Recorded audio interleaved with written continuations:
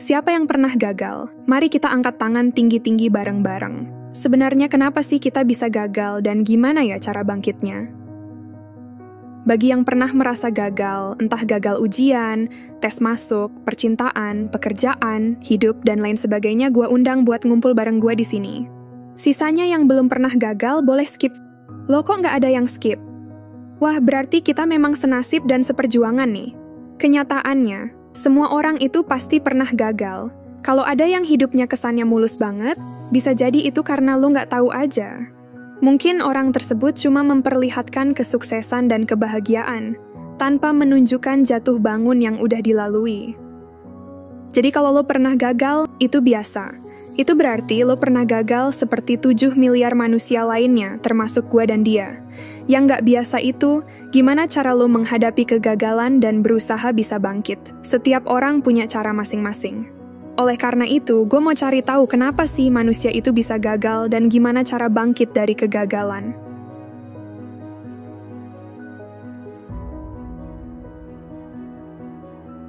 Sebelum kita bahas lebih dalam soal faktor atau alasan di balik kegagalan.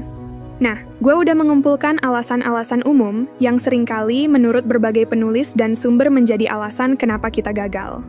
Menariknya nih, setelah gue lihat-lihat, alasannya itu banyak banget, tapi beberapa di antaranya ya itu lagi.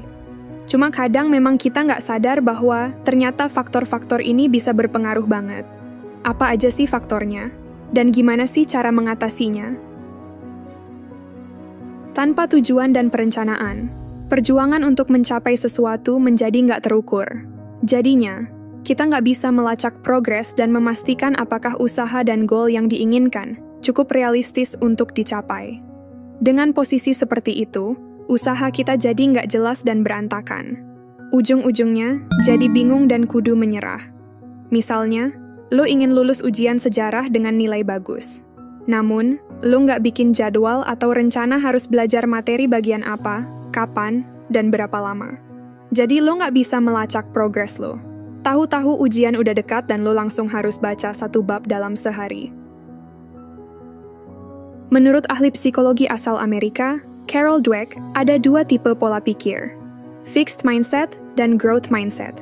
Simpelnya, orang dengan fixed mindset memiliki pola pikir kaku yang susah berubah dan cenderung takut akan kegagalan. Seseorang dengan fixed mindset merasa bahwa bakat dan keterampilan itu udah dari sananya. Sehingga, rasanya nggak perlu susah payah dan menerima feedback dari orang sekitar. Kebalikan sama fixed mindset, orang dengan growth mindset justru berusaha terus belajar dan menerima kritik atau saran orang lain.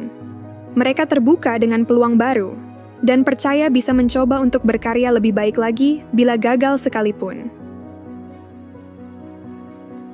Ini penting banget nih, walau lo punya perencanaan dan keterampilan yang mumpuni, bakal susah mencapai target akhir lo kalau nggak gigih. Gimana pun juga, ada banyak faktor selain usaha, perencanaan, dan keterampilan yang mempengaruhi perjalanan lo.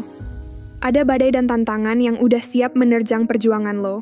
Di saat itulah motivasi dan ketekunan lo menjadi perisai yang membuat lo tetap kuat dan gak menyerah.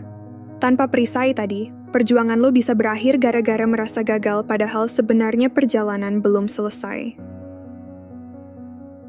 Bayangkan suatu waktu lo udah bikin perencanaan yang bagus dan memberikan usaha yang baik.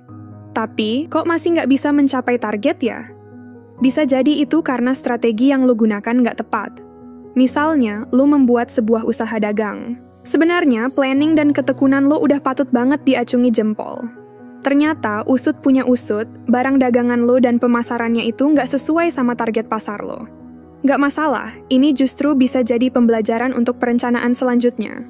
Contoh lain, misal lo lagi belajar buat UTBK atau tes masuk universitas gitu ya. Lo udah belajar mati-matian tapi pada akhirnya nggak bisa lulus. Nah, bisa jadi ini sebenarnya karena strategi belajar lo belum tepat.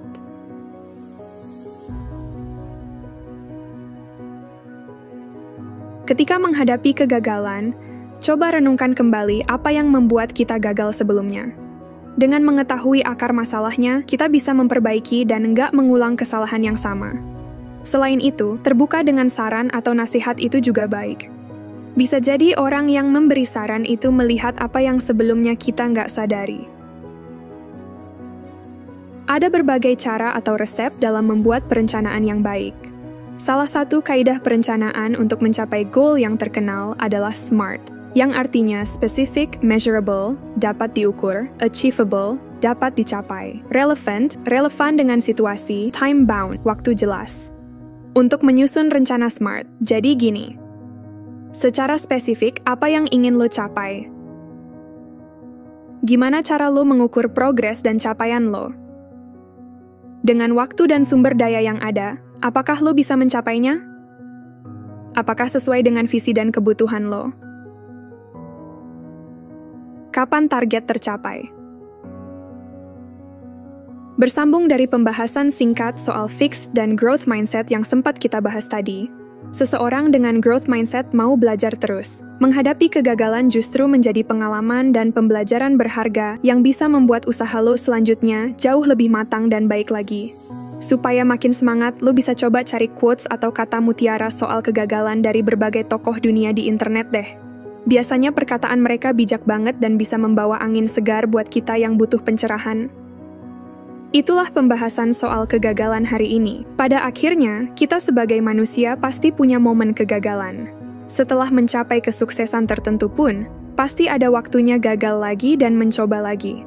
Jadi, belajarlah dari kegagalan dan nikmatilah hidup. Gue yakin apapun kegagalan yang lu dan gue rasakan saat ini, kita pasti bisa melaluinya dan mencoba lebih baik lagi.